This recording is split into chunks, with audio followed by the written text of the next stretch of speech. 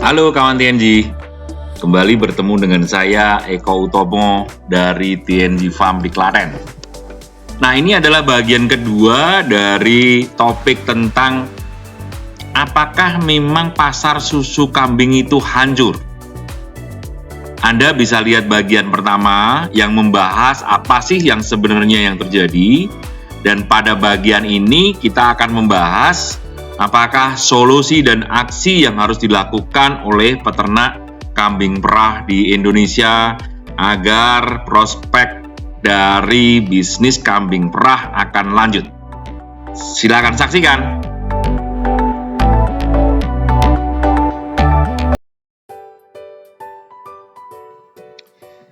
Di bagian pertama dari video tentang apakah pasar susu kambing hancur, kita telah mendapatkan kesimpulan bahwa sesungguhnya pasar dari susu kambing itu masih ada dan berkembang. Pada saat ini yang menjadi masalah adalah salah satu channel penjualan, yaitu susu kambing bubuk, di mana salah satu pemain besarnya sedang menghadapi kesulitan sehingga penjualan drop. Akibatnya, maka yang terjadi adalah demand dari pabrik susu kambing bubuk ini mengalami penurunan dan kemudian dirasakan juga oleh para peternak secara langsung. Nah, market secara umum pasar susu kambing itu masih ada dan besar, cuma sekarang salah satu saluran penjualannya bermasalah. Market ada dan bertambah besar karena kebutuhan, karena kesehatan, karena polusi yang makin tinggi juga makin banyak. Padahal seperti yang kita ketahui bahwa yang namanya susu kambing ini memiliki khasiat yang luar biasa. Dari hasil penyelidikan di laboratorium, maka diketahui bahwa khasiat dari susu kambing ini sangat luar biasa. Bahkan jika dibandingkan dengan susu ternak yang lebih dahulu populer, misalnya susu sapi, kandungan mineralnya lebih tinggi dan juga tidak menimbulkan alergi, khususnya bagi anak-anak yang meminumnya. Nah, di sisi lain bahwa pada waktu diuji cobakan bahwa susu kambing ini banyak membantu mereka-mereka yang memiliki masalah dengan asma, dengan paru-paru, darah tinggi, kolesterol, imunitas yang kurang. Nah, hal-hal ini sudah terbukti sangat membantu buat mereka-mereka yang secara rutin mengkonsumsinya. Nah, artinya apa? Susu kambing selain dipercaya sudah terbukti akan membantu menjaga kesehatan manusia. Tentu saja hal ini menjadi suatu kelebihan yang pasti akan memiliki para potensial buyer atau pembelinya. Jadi apa yang harus dilakukan oleh para peternak kambing perah? Yang harus dilakukan adalah bagaimana langsung melakukan penetrasi atau masuk kepada mereka-mereka konsumen dan calon konsumen yang selama ini tidak tersentuh secara langsung oleh para peternak. Nah, apa yang harus dilakukan? Yang harus dilakukan pertama kali adalah membuat yang namanya program marketing. Nah, salah satu program marketing yang pertama kali adalah membuat program yang namanya STP. Apa itu program STP? Program STP adalah bagaimana caranya peternak secara modernnya ya, adalah melakukan segmentasi, kemudian targeting, dan kemudian positioning. Peternak memetakan dulu nih, kita ini beternak di kecamatan mana misalnya, dan kemudian kita harus mentarget orang-orang yang ada di kecamatan tersebut. Kita harus melakukan definisi dulu nih, definisi yang paling tepat misalnya dengan melakukan targeting. Yang ditarget adalah orang-orang tua yang peduli kesehatan dan anak-anak kecil yang butuh nutrisi gizi yang tinggi untuk pertumbuhan mereka, juga untuk mencegah stuntingnya. Dan kemudian sesudah ditargetin, jadi tadi orang-orang tua dan anak-anak kecil di kecamatan kita, maka kita melakukan yang namanya positioning. Positioning itu adalah apa? Melakukan edukasi dan sosialisasi terhadap manfaat dari susu kambing kita kepada mereka. Nah, langkah berikutnya di dalam proses kita melakukan marketing atau pemasaran adalah kita melakukan marketing ke susu kambing di dalam komunitas tadi yang sudah dibidik di area kecamatan kita kepada orang tua dan anak-anak gitu ya. Jadi ada 3 hal yang paling penting di dalam melakukan pemasaran. Ada 3 tujuan. Yang pertama adalah memastikan yang kita targetin tadi dari tidak tahu menjadi tahu. Karena sering sekali terjadi tetangga sendiri satu desa tidak tahu bahwa ada peternakan kambing perah di desa mereka. Nah, kemudian yang berikutnya adalah memastikan juga mereka tahu bahwa kita memproduksi susu kambing dan menjualnya.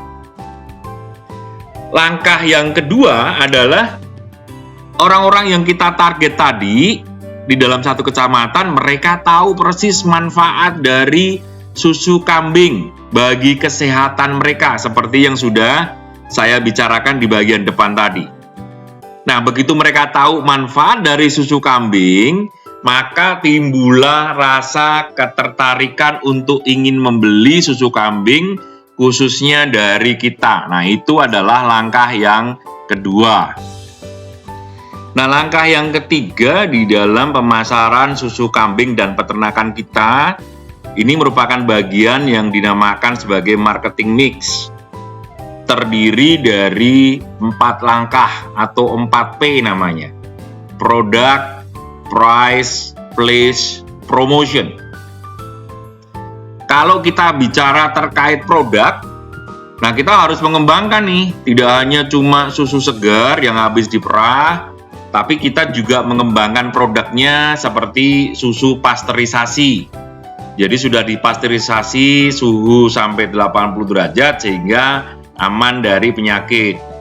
Nah, kemudian kita juga kembangkan produk-produk turunannya seperti keju, yogurt, bahkan bisa sampai dengan es krim. Nah, mengenai masalah pricing atau harga, kita harus tetapkan nih. Kalau misalnya kita jual kepada eceran, itu harganya berapa? Kalau kita jual kepada reseller, itu harganya berapa? Kalau kita jual kepada pihak-pihak yang mengambil secara besar, pabrikan misalnya, harganya berapa? Nah, itu juga bagian dari 4P kita. Nah, P yang berikutnya dari marketing mix, P yang ketiga adalah place.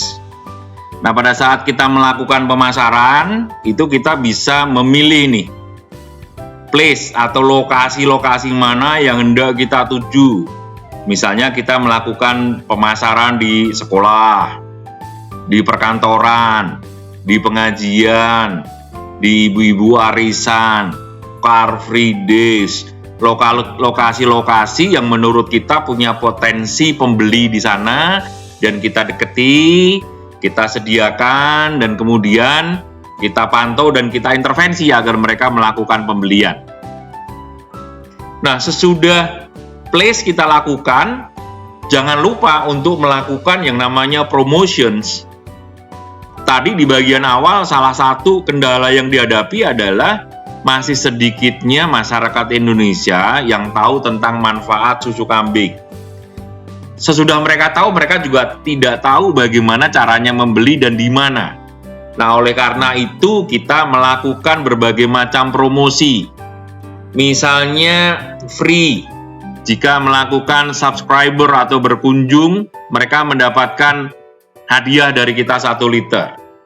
Atau buy one get one, atau buy two get three, atau diskon-diskon khusus, dan berbagai macam promosi-promosi lain yang tujuannya adalah, yang pertama adalah mengenalkan tentang produk dari susu kambing, dan kemudian Yang kedua, mereka tahu persis belinya kemana, kepada kita. Tentu kita harus jaga kualitas dari produk yang kita miliki ya. Karena first impression itu akan menjadi lasting impression. Jadi kesan pertama akan berlaku selanjutnya. Nah, oleh karena itu kita pastikan bahwa kualitas dari susu kambing yang kita jual adalah benar-benar yang terbaik. Jadi tidak juga asal banting harga ya teman-teman ya. Karena begitu harga jatuh kita akan sulit untuk membangkitkan kembali. Karena apa? Yang namanya produk susu kambing ini untuk memproduksi secara berkualitas itu membutuhkan biaya yang cukup besar. Apakah itu biaya investasi kandang, biaya investasi untuk peralatan, kemudian biaya operasional untuk membeli pakan tambahan dan lain sebagainya. Oke, cukup sampai sekian ya teman-teman ya. Saya yakin bahwa masa depan susu kambing cerah. Karena barang berkualitas dengan harga yang cukup terjangkau akan sangat membantu untuk melawan stunting di Indonesia dan membantu pemerintah dan masyarakat secara luas untuk menyambut Indonesia emas nih di tahun 2045 nanti, bahwa Indonesia akan maju dan menjadi negara yang terbesar keempat di dunia. Nah, oleh karena itu kita patut bangga dan bersemangat dan yakin peternak kambing perah di Indonesia akan mampu berpartisipasi secara aktif. Cukup sekian ya teman-teman ya. Sampai ketemu di lain kesempatan. Semangat, salam sukses buat Anda, dan salam bahagia untuk kalian sekeluarga. Sampai ketemu.